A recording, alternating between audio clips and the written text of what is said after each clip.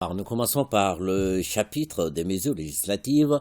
et réglementaires sur le rapport du ministre de l'administration territoriale et de la décentralisation. Le Conseil des ministres a adopté un projet de décret portant interdiction des activités de certaines associations et fondations sur le territoire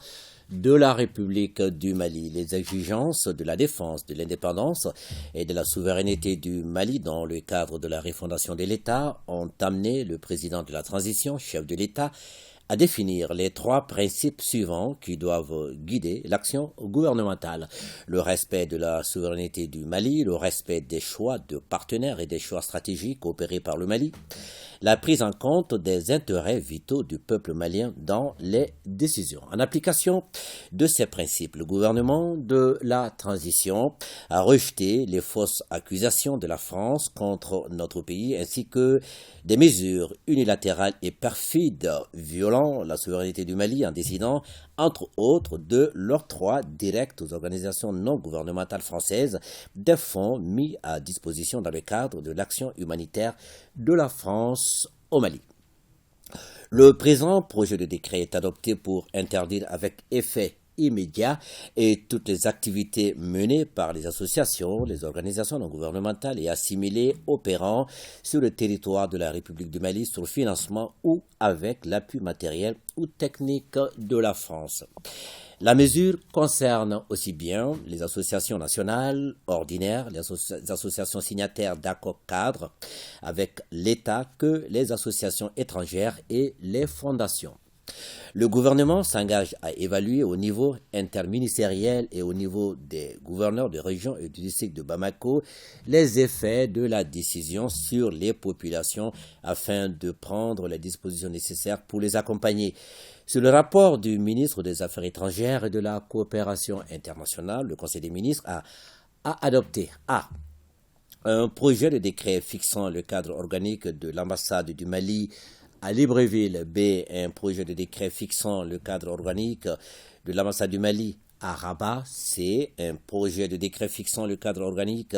de l'ambassade du Mali à Niamey, D, un projet de décret fixant le cadre organique de la mission permanente du Mali à New York, E, un projet de décret fixant le cadre organique de l'ambassade du Mali à Abu Dhabi, F, un projet de décret fixant le cadre organique de l'ambassade du Mali à Madrid, G, un projet de décret fixant le cadre organique de l'ambassade du Mali à Ankara, H, un projet de décret fixant le cadre organique de l'ambassade du Mali à Riyad, et I, un projet de décret fixant le cadre organique de l'ambassade du Mali à Kuwait City. Les cadres organiques des missions diplomatiques du Mali, de la zone Afrique, de la zone Amérique, de la zone Asie et Océanie et de la zone Europe sont fixés respectivement par les décrets numéro 2018 et 0518 et numéro 2018 et 0519, numéro 2018 et 0520 et numéro 2018 0521 PRM du 20 juin 2018. Après quelques années d'application, il est apparu nécessaire d'adapter les cadres organiques des dites missions diplomatiques à l'évolution de la géopolitique internationale et au contexte sécuritaire à travers la création des postes d'attachés de défense, de conseillers consulaires et la suppression des postes de ministre conseiller à la mission permanente du Mali à New York, consécutivement à la création du poste d'ambassadeur représentant permanent adjoint. Ces innovations apportées permettront de mieux assurer la défense de nos intérêts et de promouvoir la coopération militaire. Les projets de décret adoptés visent à doter les missions diplomatiques concernées en personnel nécessaire à l'exécution de leurs missions pour les 5 prochaines années. Sur le rapport du ministre de l'Entrepreneuriat national, de l'Emploi et de la formation professionnelle, le Conseil des ministres a adopté des projets de texte relatifs à la création, à l'organisation et aux modalités de fonctionnement du Centre de formation professionnelle de Sénou. Le gouvernement, dans le cadre de la mise en œuvre de sa politique de gestion des flux et de l'amélioration de la qualité des ressources humaines, s'est engagé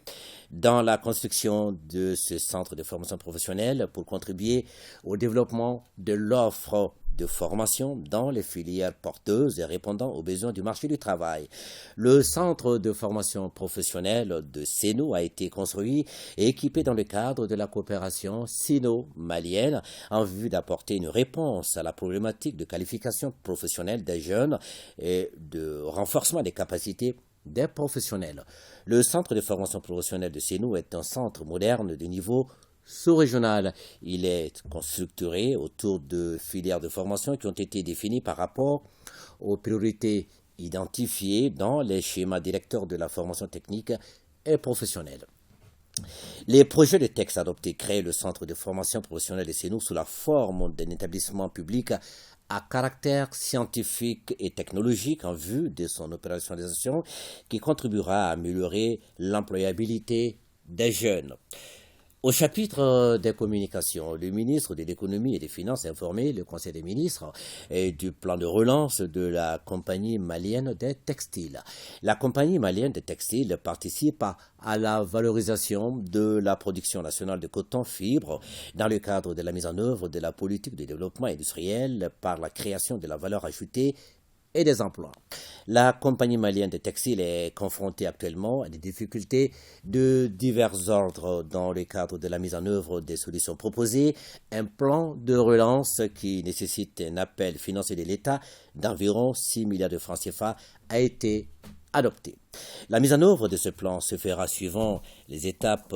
suivantes. La sortie de COVEC de l'actionnariat de la Comatex SA au franc symbolique, la validation du plan de relance auprès du tribunal de commerce et la mise en place d'une nouvelle gouvernance de la société. Grâce à l'implication du président de la transition, chef de l'État, la convention de sortie de la COVEC au franc symbolique a été signée entre les parties. La réalisation des autres étapes se fera avec toute la diligence nécessaire. Le ministre de la Santé et du Développement social a informé le Conseil des ministres de l'évolution de la maladie à coronavirus marquée par une augmentation du nombre de cas testés positifs par rapport à la semaine précédente. Le président de la transition, chef de l'État, a appelé la population au respect strict des mesures de prévention et de lutte contre la maladie. À vous, Salima Tandao. Merci, Ibrahim Djambélé. Suivons ensemble ce